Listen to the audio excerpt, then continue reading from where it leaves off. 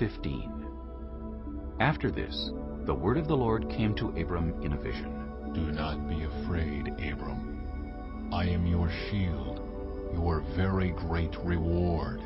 But Abram said, Sovereign Lord, what can you give me, since I remain childless, and the one who will inherit my estate is Eliezer of Damascus?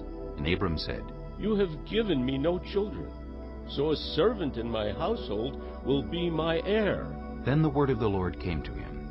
This man will not be your heir, but a son who is your own flesh and blood will be your heir.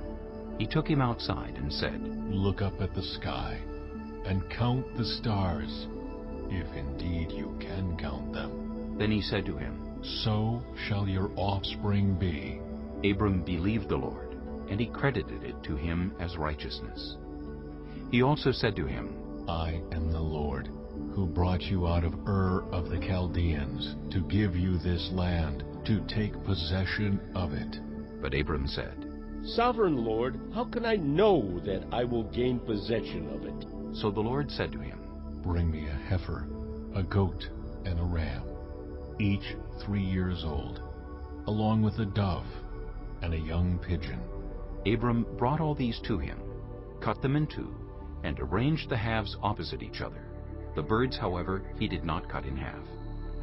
Then birds of prey came down on the carcasses, but Abram drove them away. As the sun was setting, Abram fell into a deep sleep, and a thick and dreadful darkness came over him.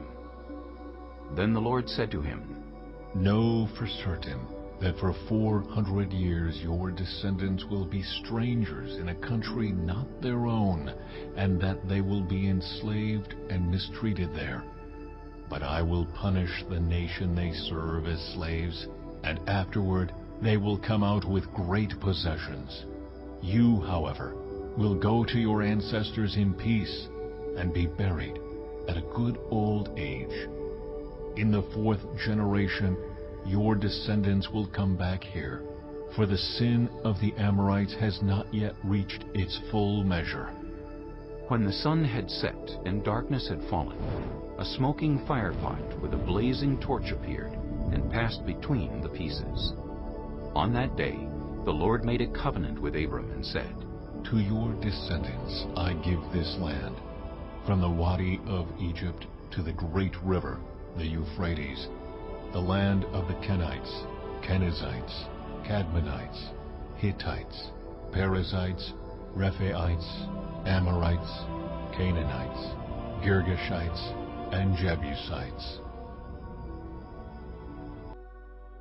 Chapter 16.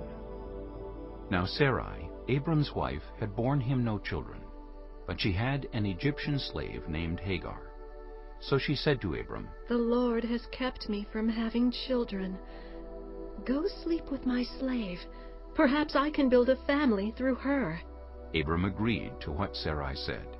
So after Abram had been living in Canaan 10 years, Sarai his wife took her Egyptian slave Hagar and gave her to her husband to be his wife. He slept with Hagar, and she conceived. When she knew she was pregnant, she began to despise her mistress. Then Sarai said to Abram, You are responsible for the wrong I am suffering.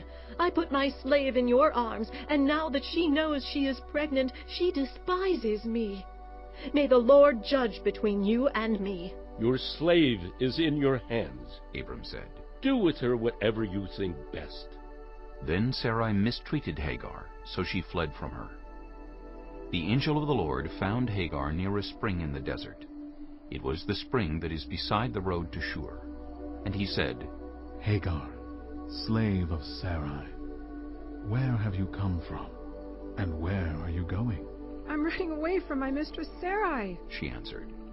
Then the angel of the Lord told her, Go back to your mistress and submit to her. The angel added, I will increase your descendants so much that they will be too numerous to count. The angel of the Lord also said to her, You are now pregnant, and you will give birth to a son. You shall name him Ishmael, for the Lord has heard of your misery.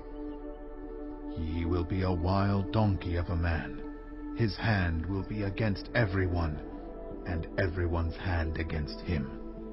And he will live in hostility toward all his brothers.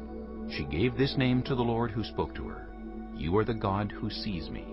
For she said, I have now seen the one who sees me. That is why the well was called Beer Lahairoi. It is still there, between Kadesh and Bered. So Hagar bore Abram a son, and Abram gave the name Ishmael to the son she had born. Abram was 86 years old when Hagar bore him Ishmael. Chapter 17. When Abram was 99 years old, the Lord appeared to him and said, I am God Almighty. Walk before me faithfully and be blameless. Then I will make my covenant between me and you, and will greatly increase your numbers. Abram fell face down, and God said to him, As for me, this is my covenant with you. You will be the father of many nations. No longer will you be called Abram. Your name will be Abraham. For I have made you a father of many nations.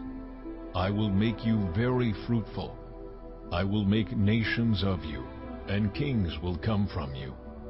I will establish my covenant as an everlasting covenant between me and you, and your descendants after you, for the generations to come, to be your God, and the God of your descendants after you. The whole land of Canaan, where you now reside as a foreigner, I will give as an everlasting possession to you and your descendants after you, and I will be their God. Then God said to Abraham, As for you, you must keep my covenant, you and your descendants after you, for the generations to come. This is my covenant with you and your descendants after you, the covenant you are to keep. Every male among you shall be circumcised. You are to undergo circumcision, and it will be the sign of the covenant between me and you.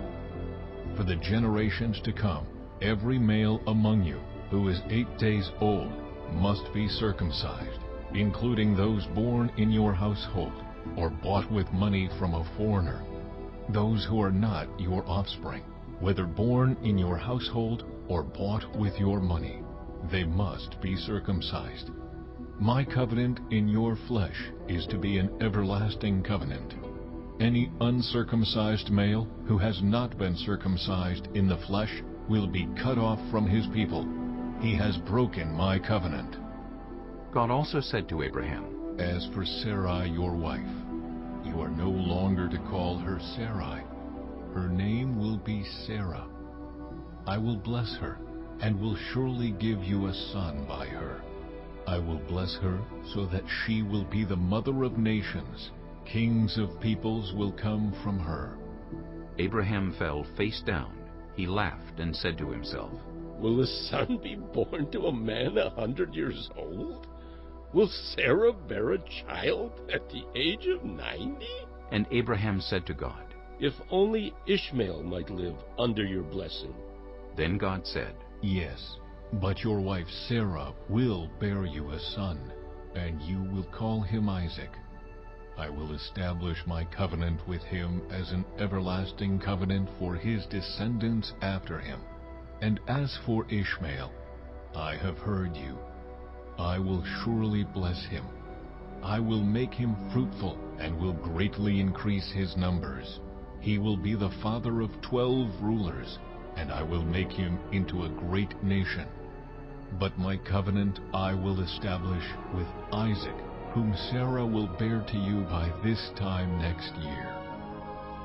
When he had finished speaking with Abraham, God went up from him. On that very day, Abraham took his son Ishmael, and all those born in his household were bought with his money, every male in his household, and circumcised them, as God told him.